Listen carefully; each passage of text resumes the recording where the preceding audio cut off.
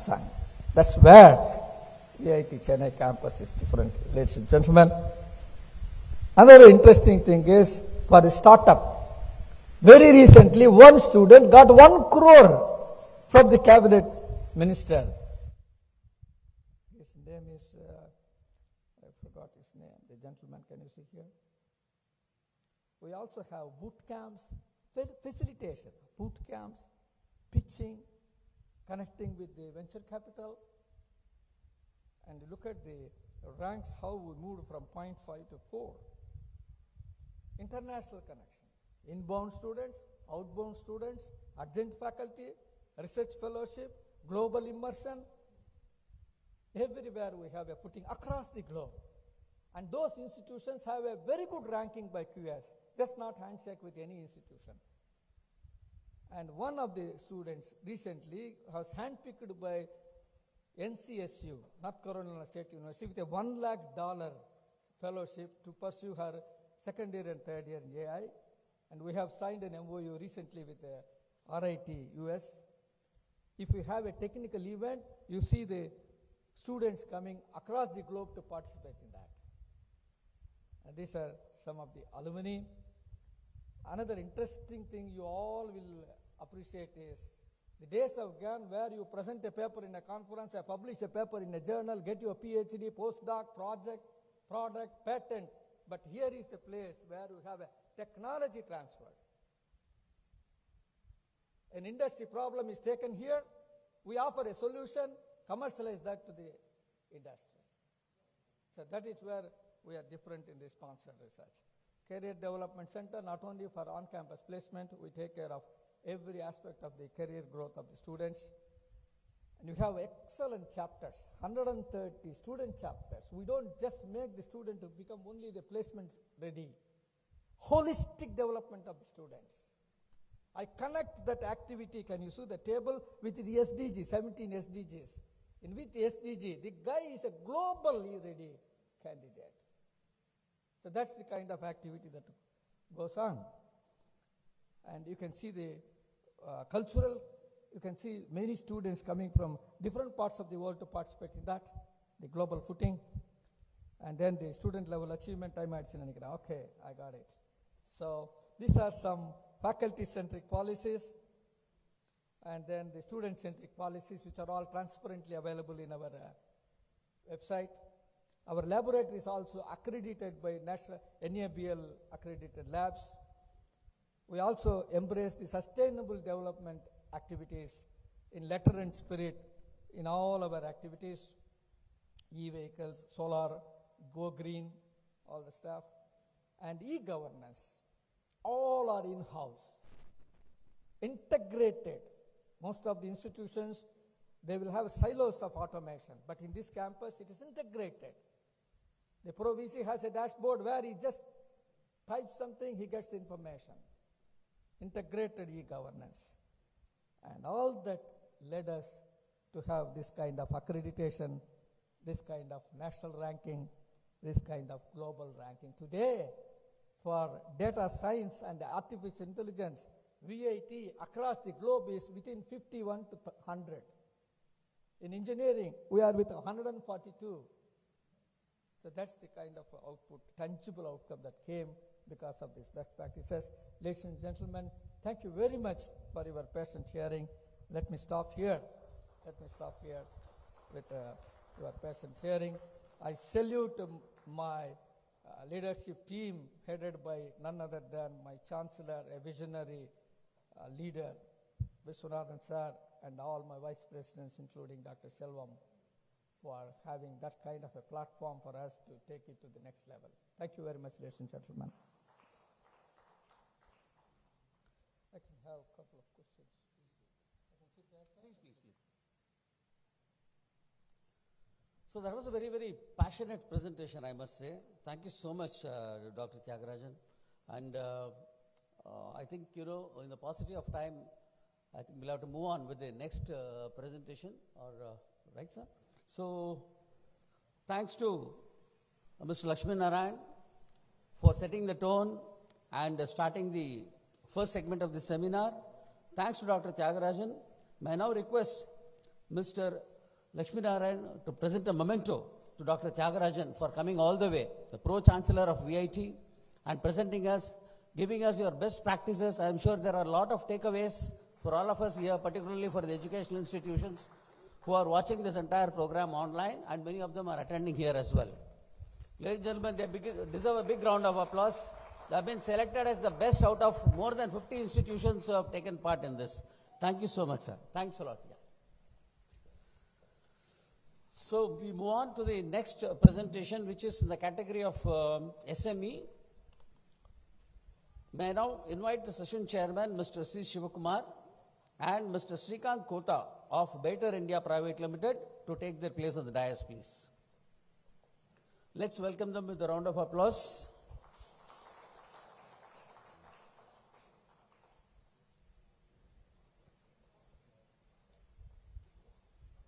Mr. Shivakumar is the director, Roots Industries Limited.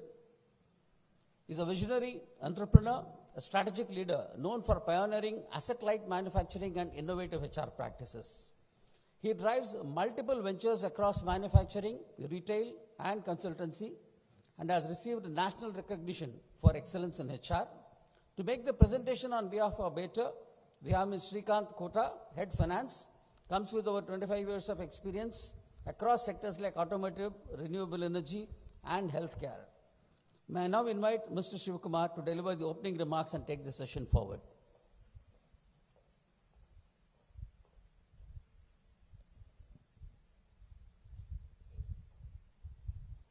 Good evening, ladies and gentlemen. You're going to witness one of the finest companies which has been chosen to receive this SME award. The company is Baettr India Private Limited, a very rare company which operates in 3 countries. So you're going to find an SME operating in 3 countries with the best of the safety aspects and manufacturing capabilities. Let me introduce them. It takes me great pleasure to chair the session and introduce the winner of the MMA Award for Managerial Excellence in the SME category, Baettr India Private Limited. The name is Baettr India Private Limited. It is Baettr India Private Limited. Baettr operates globally across Europe, India, and China, and is a trusted partner to leading OEMs in the wind energy sector. Their commitment to innovation, cost efficiency, quality excellence has positioned them as a key contributor in shaping a more sustainable future. What sets Baettr India apart is its strong capabilities on safety, sustainability, and performance. With operations moving towards 100% renewable energy use and high reliance on recycled materials, their vision for responsible industrial leadership is both commendable and future-ready. We are eager to hear their inspiring story. I now invite Mr. Srikanth Kota, Head Finance, Baettr India Private Limited, to share their journey with us. Congratulations, Mr. Srikanth, and please share your journey with the august audience. Thank you.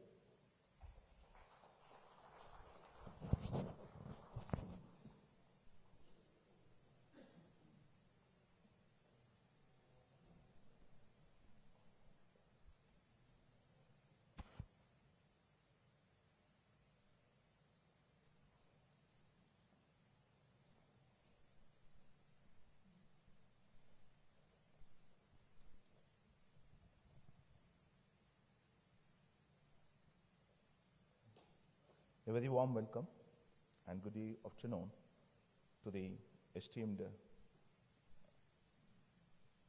management MMA organizations, distinguished dignitaries, honorable members of the MMA, employees of the MMA, and all the valued members gathered here today. Thank you for all. It's a very privilege to speak in front of you. I represent Baettr India Private Limited. My name is Srikanth Kota, Director of Finance of that organization. On behalf of Baettr India, I would like to thank the jury members for honoring us the Managerial Excellence Award. This award not only acknowledging us, our efforts, but also motivate us to strive further in setting benchmark for excellence.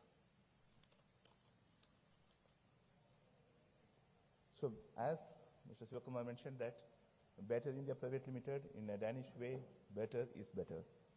So that represents the better. Before we get into that, I'd like to give some little bit background of the organizations.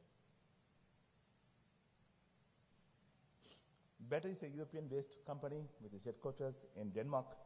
It is primarily formed through IWOF of Vestas, a leading OEM in the windmill industries. And it was subsequently acquired by European investor in 2013. At Baettr, we are very dedicated to renewable energy and clean energy, the most available and preferred energy source worldwide. Baettr has manufacturing facilities spreading across Europe, Sweden and Germany and Asia. In Asia, we have two factories in China and one in India. Manufacture of high-end technology, complex and large in size casting product. So someone can ask, why Baettr India? What is there? Why in India? So that talks about what is the need. When we look at it, India as a manufacturing opportunity developed, they found setting up manufacturing plant in India is primarily driven by, it's very strategic and also market driven. It's very proximity to major windmill. You name any big windmill OEMs, be it Vestas, GE, or Siemens Gamesa, or the Chinese companies Envision, or SAMI, or if you look at it, the other European companies like Nordex, and Indian companies like Suzlon, Inox, and so on and so forth. So that's very important to set up the Indian plant, and it also enables us to access to the growing renewable market. From the economics perspective and the operational benefit perspective, it is possible to have cost-efficient manufacturing in India. So when we look at it, China Plus One policy, it best suits to have a manufacturing setup in India, so that we see an opportunity to export outside India as well. Ecosystems advantages that is available in India is very significant. If you look at it, engineering ecosystem is very matured. You have skilled suppliers, you have manufacturers for castings and machinings. We have a significant skill force availability, so it is possible for us to use it. And we do have a government support, both central government and as well as the state government, to incentivize the investments and grow the economy of both state and as well as the country. So from that perspective, India offers a strategic mix of market access, cost efficiency, and operational flexibility that supports its global supply chain and growth in the renewable sector. So that's the primary reason why the Baettr was set up in India. Now look at it, how young this organization is. This organization was incorporated in July 2020. Hope everyone is aware what is 2020. It's a peak pandemic. We don't know what will happen in the future. But as a renewable industry, the organization, the group company, the CEO, decided to come forward to Tamil Nadu and make an investment in setting up the plant. So when nobody is thinking about what is the future, when nobody knows what is the future, but we believed that there's a future in India and there's a future for renewable energy. And that's where we incorporated the company. And having difficulties in moving or in traveling from Denmark to Chennai to Denmark, I'm sure my managing director, Mr. Bhaskar, who is here, has tremendous willpower to come over here and travel all the way from Denmark to here and discuss with the various government authorities to establish a plant and run successfully. We are November 20, so it took 4 months in order for us, sign a MOU with the government of Tamil Nadu, followed by which, acquire a land, which is most possible and proximity to the market and as well as to the export. So which means you need to have a port closer to your plant. So that's two critical requirements that have to be met, and as well as it needs to be competitively manufacturing the products. So we kicked off the constructions in December 2020, so which means that the pandemic is still on. We moved away from setting the company, followed by acquiring the land, and then we started the constructions. And the leadership team, including me, got hired, completed by end of June 2021. So it means there are a lot of progressions. We didn't wait for the entire leadership to appoint and then kick off the production, kick off the constructions. So it ran parallelly. So it means there's a lot of efforts from the group and from Mr. Baettr to travel all the way to set up the plant. So within 1 year, from December 2020, so it's about, we acquired 20 acres of land in Gumnipundi, which is pretty close to the, I would say, Andhra state border. It's about 5 kilometers from our factory where this plant is located. So which means that you need to travel all the way with all the, what is called, permissions from the government to construct, to travel, to have the plant set up ready. Within a year, the furnace was ready. Furnace is the heart of the foundry organization. Many of you know about that. So the furnace readiness is completed within 1 year. And we had a grand opening ceremony in April 2022, which means that the various installations of the machineries, various approvals that require is available before we had a grand opening ceremony, and which happened in April 2022. And prototypes, products, because we need to develop products, it's a pretty large component that we produce. It's not something commonly available in India, so which means that the resources that we have are limited in knowledge in terms of producing the components, right? So we need to do a prototype, and we need to become a qualifier as a supplier to kick off the product for the commercial requirement. So that's took between May and December 2022, and then we started commercial sales from Jan 2023 onwards. On the right-hand side, all these milestones that we talked about, resulted into the various actions that we delivered. One is that timely setup of the plant amidst round of lockdowns during the pandemic. We spoke about it. Engage cross-functional team across Baettr to set up of lean manufacturing plant. So the group is sitting in Denmark. The people in other countries in Europe and China and India needs to form a team through teams and develop the plan in how we want to construct, what kind of metal handling equipment to be developed, and they don't know about India and we don't know about the component. But it requires a collaboration effectively to deliver what we wanted to decide to produce. So if you look at it, our plant, it are completely adhere to the proper ventilation requirement and the safety process requirement. For us, the safety is the topmost priority for our organizations. So we empowered the team. If they find any non-compliances in respect to safety, they will highlight about it and get it corrected. There are various difficulties that we came across in terms of vendor coordinations for both project and operationals. The reason being, one, it is in pandemic period. Two, we don't know the suppliers. Three, they don't know us. So it means, how do we ensure that the cash transaction takes place for the supplies that we make?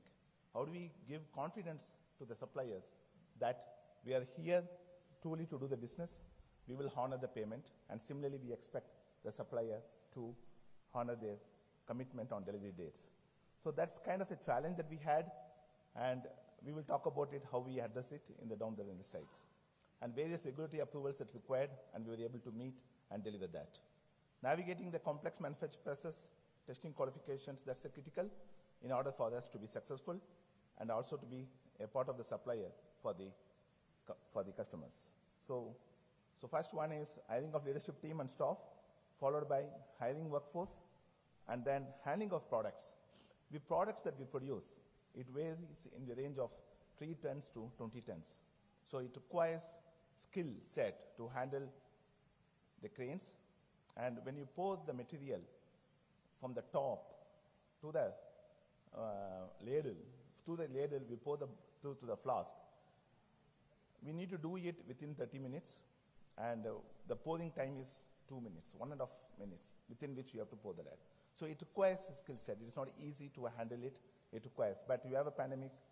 It is difficult to do that, to carry out such activities. And development of prototypes that requires equality testings and strict global mail OEMs. It requires all the ISOs that require to be compliant with. Apart from that, we need to have VDA 3 compliance. We need to have TPG compliance for GE, and all these things accomplished during this period. So project management is critical for the success and the discipline. The stakeholder coordinations, you need to coordinate with every stakeholders. When I say stakeholders, the group companies, the vendors, the project team, as well as the government stakeholders. And managing unknowns. Those are the critical stuff that requires to deliver. So we established this plan to produce 30,000 tons. That's a phase 1 investment that we wanted to do that. And we did that within 2 years from the commercial sales. So it means that we started 2023, in 2024 we are full 100% capacity. So what does it mean? If someone in Foundry will be able to appreciate that producing a product successfully with less quality issues, it takes minimum 2 years. However, we accomplish this task fulfill the capacity within 2 years. So that's a great progression that we demonstrated as a team to deliver that. So we did a lot of process optimizations and efficiencies by identifying bottlenecks and addressing it through innovative way.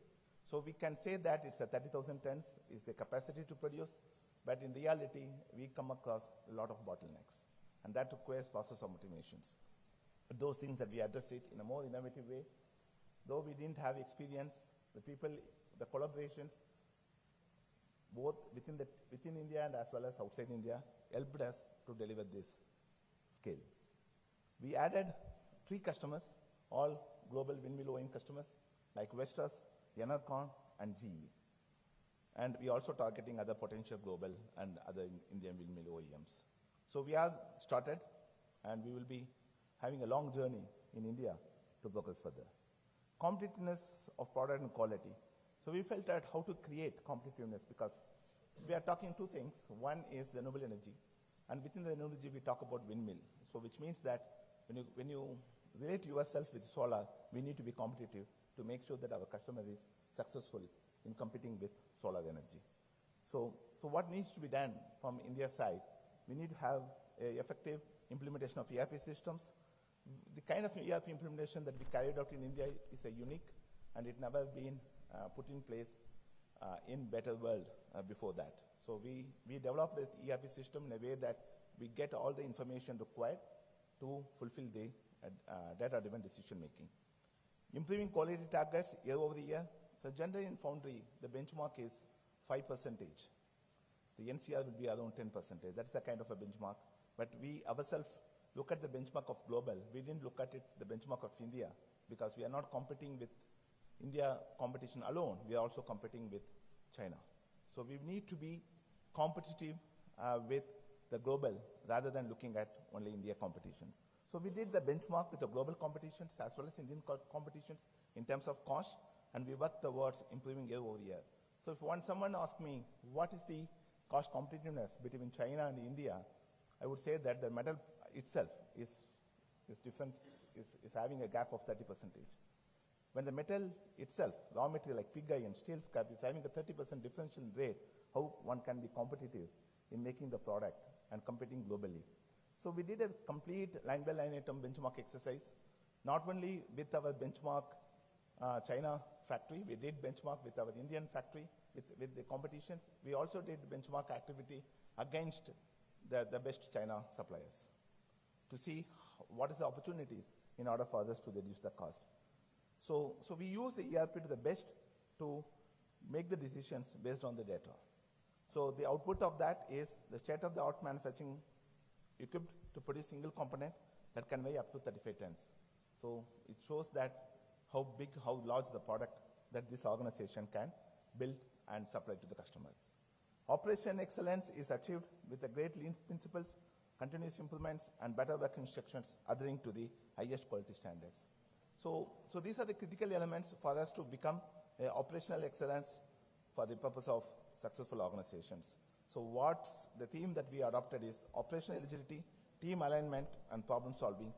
Those are the criticals in achieving the results. I just go to the next slide and then come to the slide. I want to put a disclaimer here. I cannot share more of our data. I want to picturize and provide a data that can be maintained confidential, that can still maintain the confidentiality, that can still represent what is the kind of progress that we have made. As you see on the screen, we told that we did a commercial sales from 2020 to 2023, but if you look at it in 2022, we did about 4,000 tons, which primarily to support the prototypes and as well as components to our intercompany units. That's where we got trained. And then from 4,000 units, we did about 16,000 units in 2023, which means fourfold. From 60,000 units, we did 28,000 tons. So that's about 50% increase. And then from there, we expect to have 30,000 this year.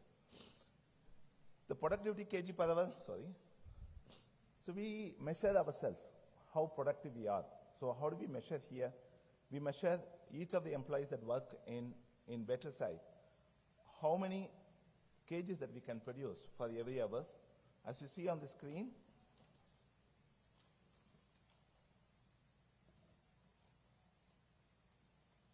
we started with 25 kgs per hour, which means per hour in the sense it's a direct labors, indirect, and the staff. And then increased to 32, from increase to 32 to 57 to 24, and we expect to deliver 65, which means with the same resources, we produce more. Power per ton versus long-term target. And this shows, I say 156% here on 2022, primarily to say that we have a target that we set, how much we want to deliver. To begin, we had 156% of the target. And if you look at the next year, we reduce from 156% to 119%, having investing more machines. And then from 119%, we reduce to 107% or against the target. When we say the target is benchmark target. It's not an internal target that we set. From 107% to 105, which means that from the benchmark perspective, we are away from 5%, and we hope we will be able to deliver that in next year. Total casting cost per ton, we have a X amount, assuming case, I say 100% here, that talks about we were at 100,000, assuming case is 100,000, the next year we reduced to 46,000. How we were able to achieve that? There are two ways. When you start producing the component, we will not be knowing what type of material, what type of specification that we get, how efficiently we can produce the component. And then over the experience, we moved from 100,000 to 46,000, from 46,000 to 40,000 in year 2024, and we expect to deliver 38,000 in the year. Because we are adding new products, new programs, we continue to have that learning experience, and we will be able to achieve it over the average level. So these are the leadership culture that we had in Baettr. We want to build a young, agile, and innovative culture integrated with the experienced management team. So kind of lead by examples, flat, empowered teams. So if you look at it, our organization, so we will not have much hierarchy. We will have department heads, and all the people reports to department heads. We will not have furthermore hierarchy in the organization. It means that we provided empowerment to the people to take decisions, to make accountable for their operations. Kaizen, Lean, and other continuous innovative programs is what we delivered. Employment, engagement, and training. So we have department communities. We speak with other production organizations in the world. We also speak maintenance organizations in the world and understand and help each other to make successful organization. We have open door policies, equality among people. When I say equality among people, I just want to highlight here is that we provide food, we provide transportations to all our employees at free of cost. And for all the contractors, we provide free food. We don't charge for any cost incurred for that. And not only that, because the factory is far away from the city, while going home, we provide snacks to the employees so that they can able to withstand the hungry, till they reach the home. On-the-job training, and how we can do the on-the-job training during the pandemic period. We use the OEM vendors to handle the material handling equipment, cranes, and as well as the furnaces. And we use some of the global manufacturing team fly down to India and carried out training to manage the operations, to provide a training to them. So these are the activities that we carried out to make sure that we are efficient in our process, we are cost competitive, and we also adhere to the highest safety standards. The leadership development practices that we had, behavior-oriented safety for supervisors. It's a kind of a boss training where we assume that if we demonstrate the safety, the next level people will, the least of it will be absorbed by the next level of people. So that is the kind of training that we provided to the people to ensure that the safety is the utmost priority of the organizations. In our, metrics that we have, we talk about two things. Those are the critical metrics. One is that TRI of the safety, another one is sickness. We don't want our employees to get sick. It is not because we want them to work, it is because that they are very safe in our organizations. So that's the primary objective that we had, to ensure that they are safe, they are returned back home safely, and they are healthy. So from that perspective, these are the two, we have three KPIs among many, and the two are these safety related. And then only we talk about productivity, cost, and quality, and so on and so on. So we have a training on better values and behaviors, which will enable us to integrate the culture of better quickly. So business impact. So what we delivered, ramped up production to full capacity within 2 years, and deliver all KPIs set in the business plan. Be it safety, be it productivity, be it gale force. Gale force is nothing but a cost reduction target. As you see in the previous slide, we did deliver a significant savings to that. Networking capital.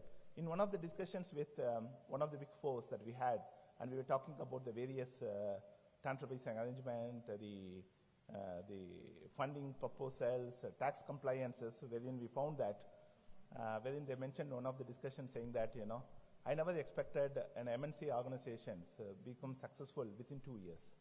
And he said that, Baettr itself a business case for the business case for the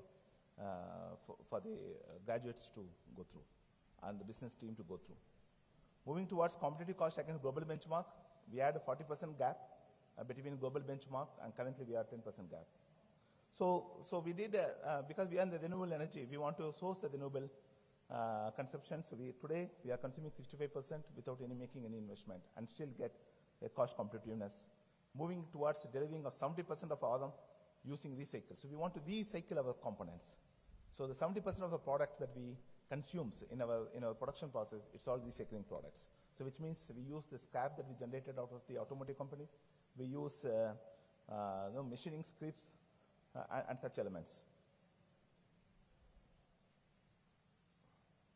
Yeah, so the most important thing is that we want to maintain a cordial relationship with stakeholders, including customers, governments, shareholders, and employees. In the recent event, we were invited by a government official for the retirement farewell party, and I felt it's earned that they give professional respect to us, inviting for their personal occasions, and we felt very great about it. Being a Danish company, we are Danish is the least corrupted country in the world, and we adhere to all the ethical and compliances in the organizations. Baettr India accolades. What are the accolades that we got? As you see on the screen, this is the first company, foundry industry, where platinum certification from IGBC is being awarded. So this is something that we are very proud of, that we got a lead platinum award for our foundry. We have a single piece flow for end-to-end process, so the movement of material is less.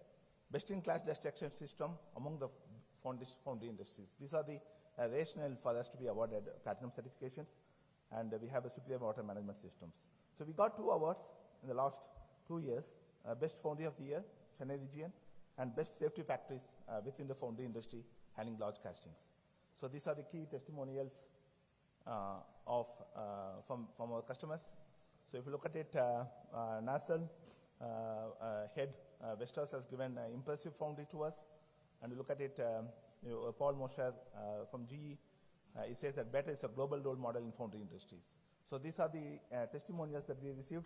In the shortage of time, I'm not going through each of the line item, but we have been recognized globally by windmill OEMs. So this shows how we moved from December 2022 to December 26. As you see on the screen, there's a significant progressions, and every 6 months you see that there's some milestones that we delivered. So this is what we did the last 3 to 4 years at Baettr. Thank you.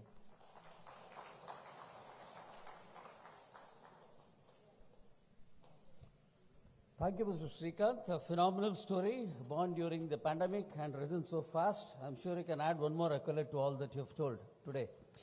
So may I request Mr. Shivkumar to honor the speaker with a memento from MMA, please. Ladies and gentlemen, let's give them a big round of applause. Phenomenal growth story that. Being an SME, operating in 3 countries is not easy. Wishing you much more success in years to come, sir. Thank you so much. Thanks, Mr. Shivkumar, for chairing the session and introducing the speaker.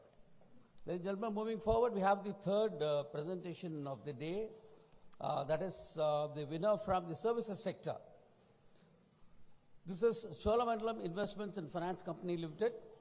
To make the presentation, I would request the session chairman, Mr. Giridhar Gopal, and Mr. Narendra Kumar to take their place on the dais, please.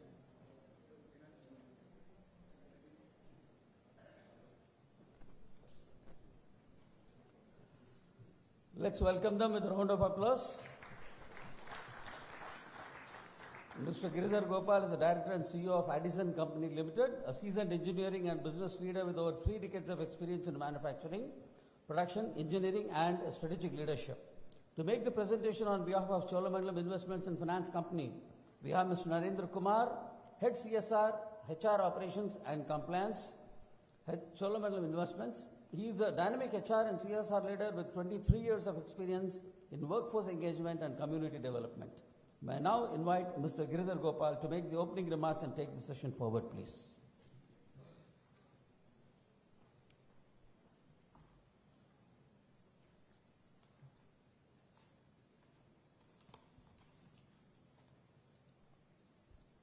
Respected President MMA and other office bearers, Group Captain and other team members of MMA team, and other ladies and gentlemen. Good evening. At the outset, my sincere thanks to MMA team for giving me this opportunity of chairing the session. Today, some sources are abundant and some are getting depleted. Some technology are rapidly evolving, some are becoming obsolete. Given the global demographic change and the latest geopolitical disturbances and ever-changing consumer expectations, every successful company expects to have the best managerial excellence. Identifying such excellence and recognizing such teams not only motivates the winners, also the participants and non-participants. So my special appreciation to MMA for organizing such events.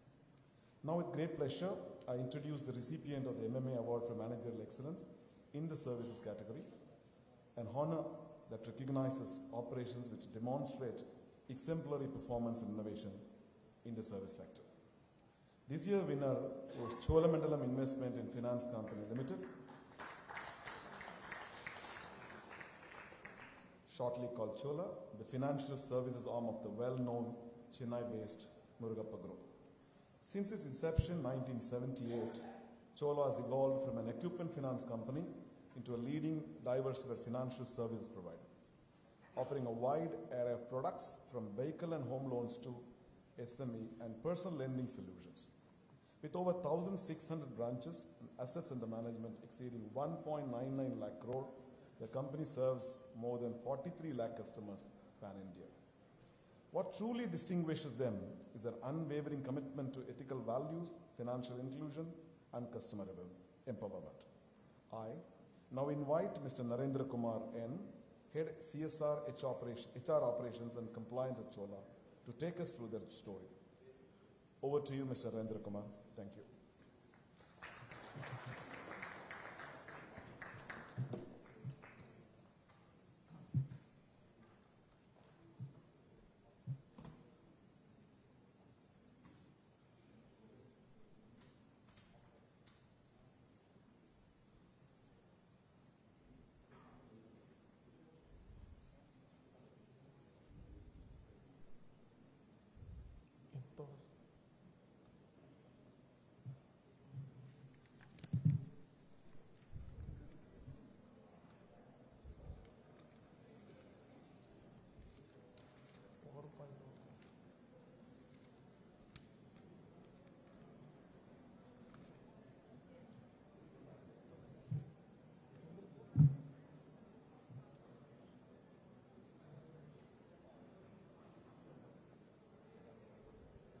Good evening, respected members of MMA,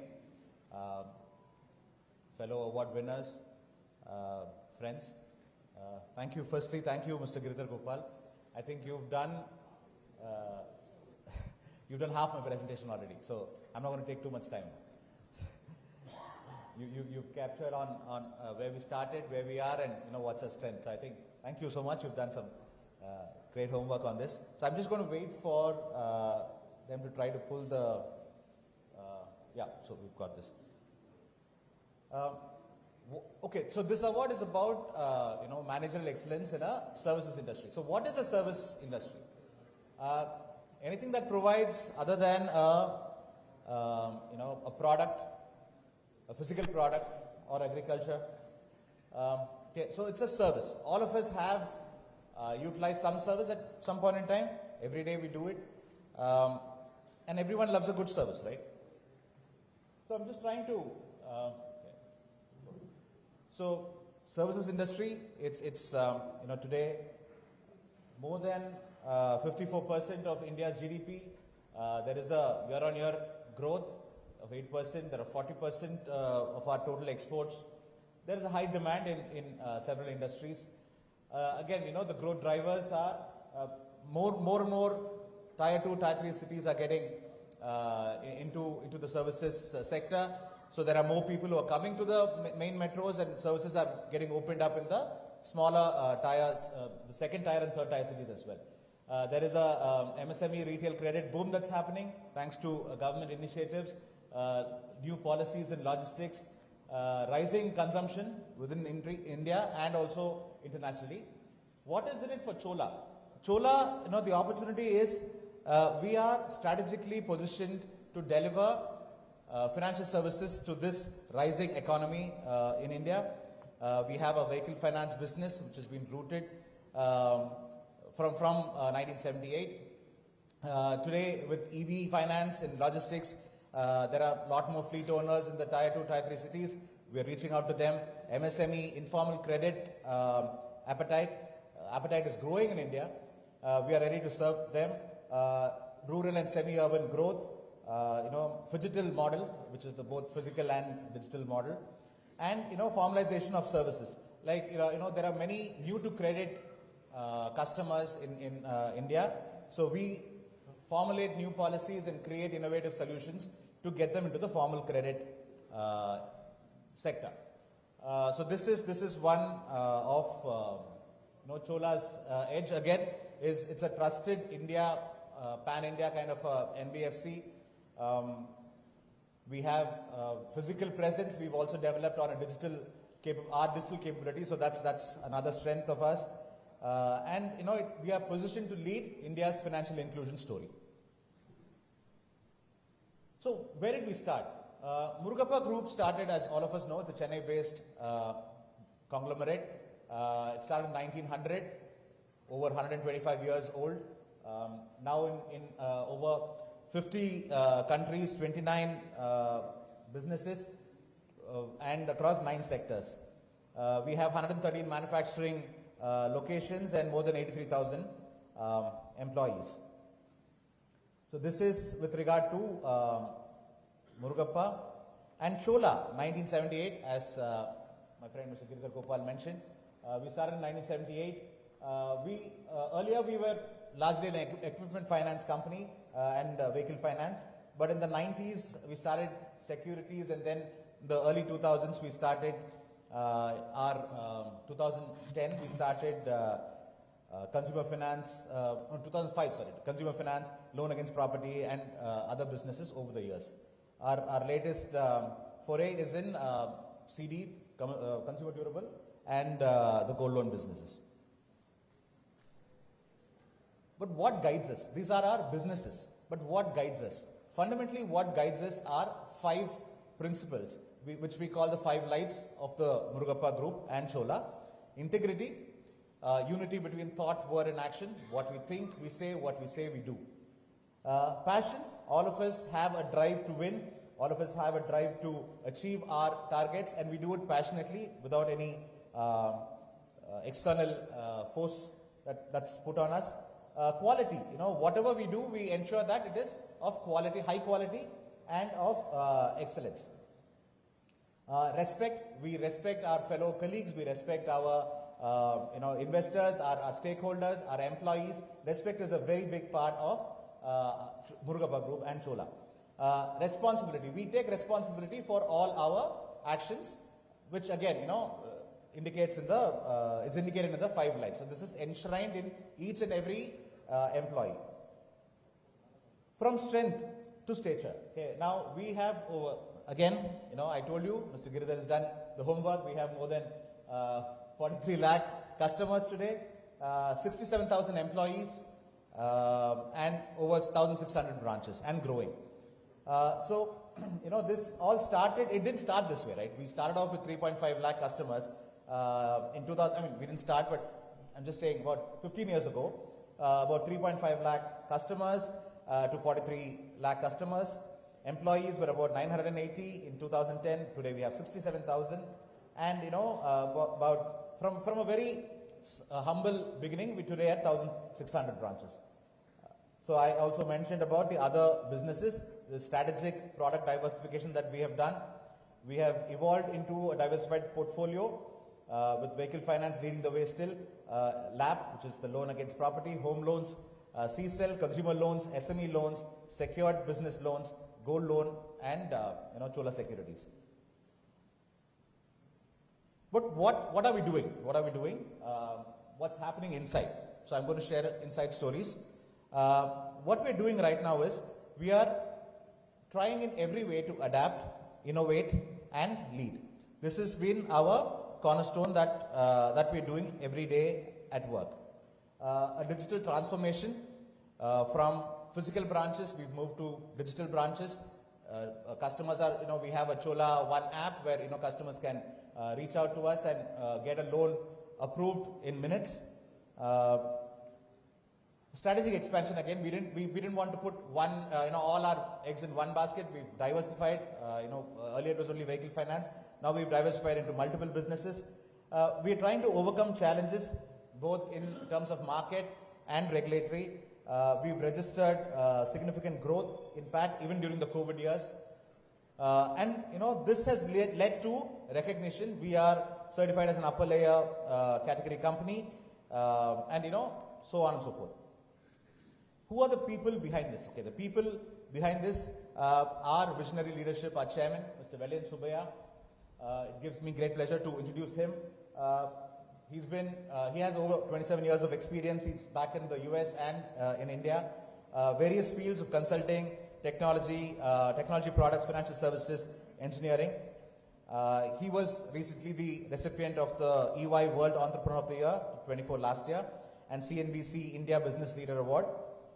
He's also chairman of several other companies, including TI and CG Power. But is that, he is our chairman, he's our guiding light. But our own personal leader, my leader, the managing director, Mr. Ravindra Kumar Kundu. So I just wanted to, share a couple of stories. One secret that we are not telling outside, and probably I'm just leaking it out to you right now, is that most of our leaders are homegrown. Okay, about 90% of our current leaders are homegrown.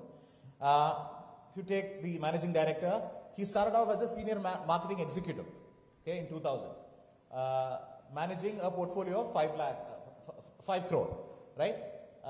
And in 25 years, he's become the managing director of the company, managing over 2 lakh crore, right?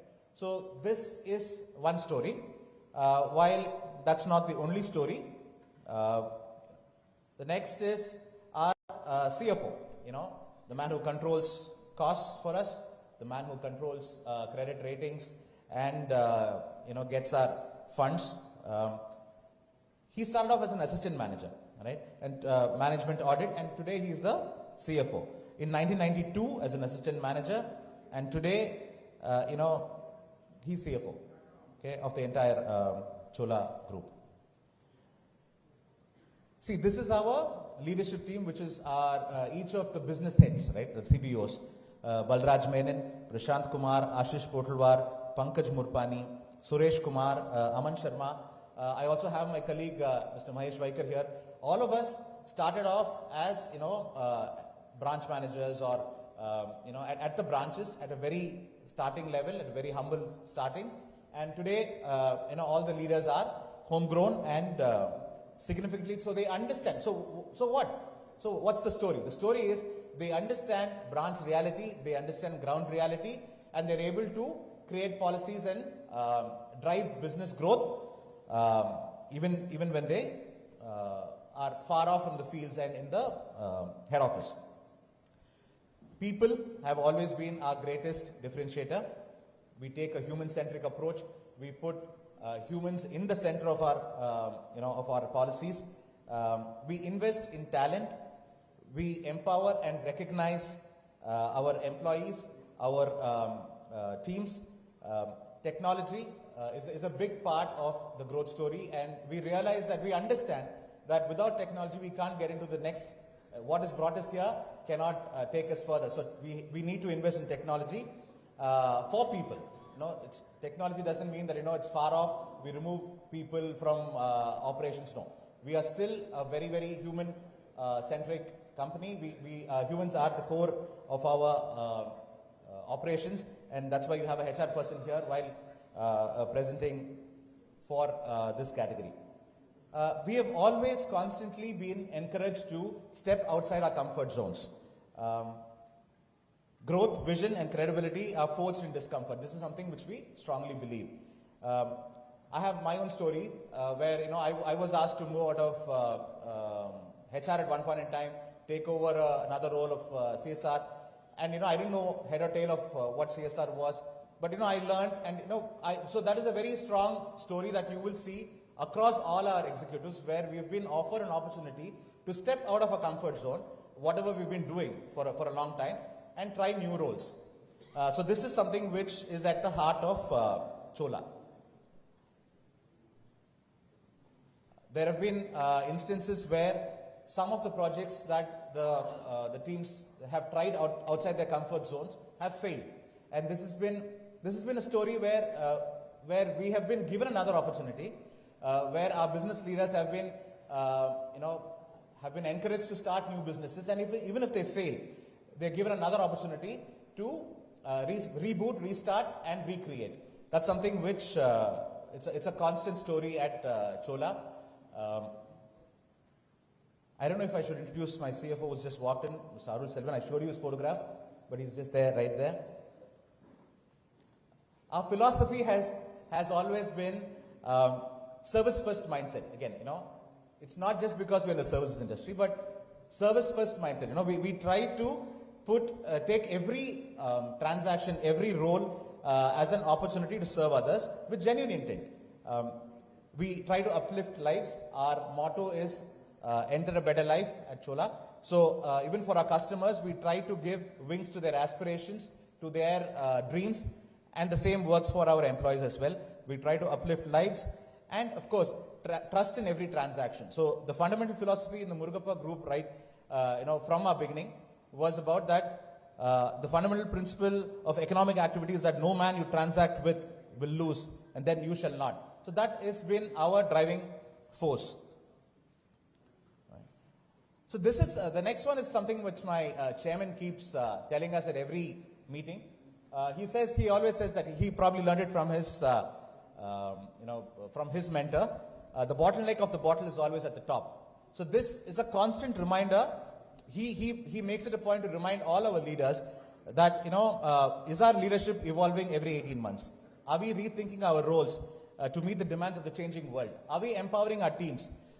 This is something which chairman keeps driving, and this is with all our leaders and all our management committee team members.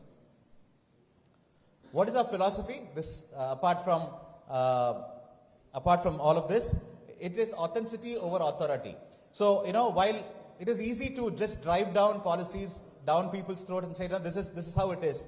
All our leaders take time to authentically connect with our employees to make them understand why a certain policy or a certain decision is being taken at the leadership level. Innovation through inclusion. We believe in including customers, stakeholders, employees, regulators, everyone, through innovation. There is diversity of thought, which is our greatest advantage. You know, we encourage people to think differently, to come up with new ideas, and sustainability through systems. Without systems, there is no sustainability. You just can't have people all the way if you are trying to build a sustainable organization in the long run.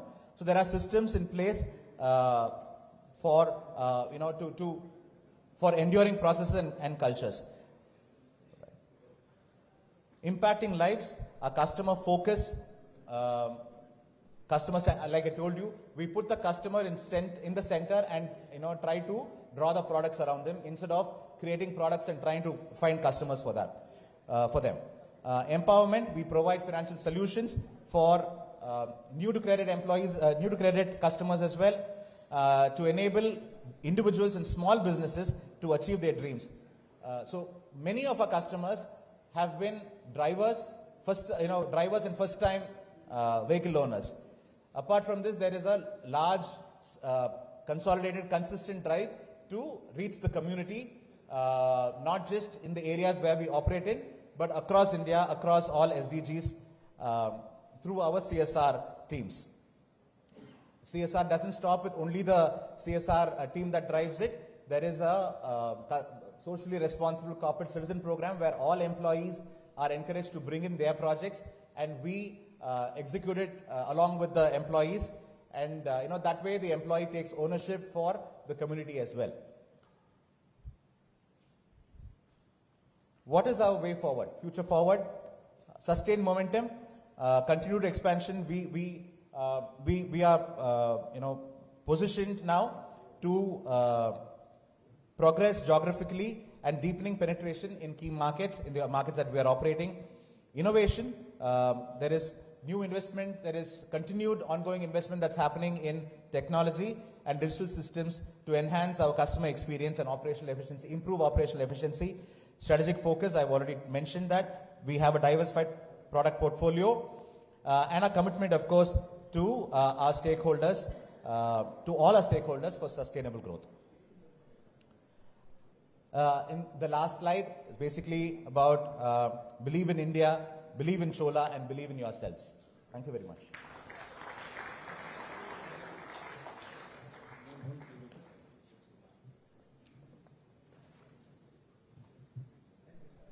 Thank you so much, Mr. Narendra Kumar. It's been a very, very lucid presentation, and you kept it very, very cryptic of what the achievements are and what the good practices of the organization are. I think with this we come to the end of this seminar. The 3 presentations from the winners have been completed. So before we move on with the award function, and before that a tea break, it's my present duty to have proposed the vote of thanks, and for that I'll invite Group Captain R. Vijay Kumar. Yeah. So,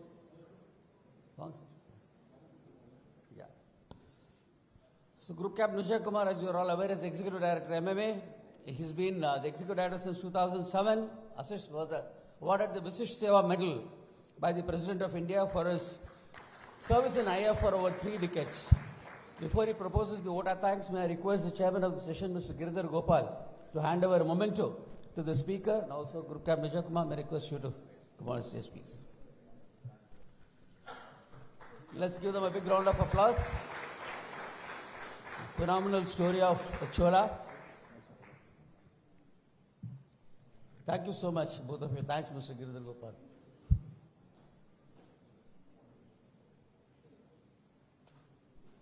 Thank you, Venkat. The formal vote of thanks, I know I'm only between you and the very good high tea has been prepared by my team, actually. But it's my customary to thank the people who have taken so much effort to come and do the presentation. In MMA, I always believed recognizing the excellence, not only in for managerial excellence, but also business leadership award.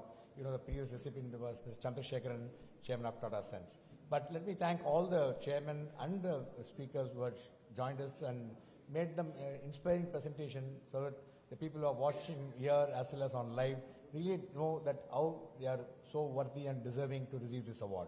I also thank our 700 viewers watching the program live, and we'll be breaking for about 45 minutes. Thereafter, again, award function will start at 6 o'clock.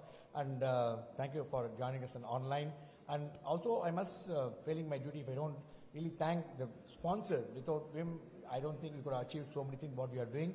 Our sponsors for the award function, Tata Consulting Services, Sundaram Home Finance, Danfoss, Tanfac Industries, Deloitte is the consultant for the award, media partner, the Indo Business Line, digital partner, the federal the members of the media, distinguished past presidents, MMA invitees, and Mr. Mahalingam, president of MMA, who has been at the forefront supporting us, pushing us to do that.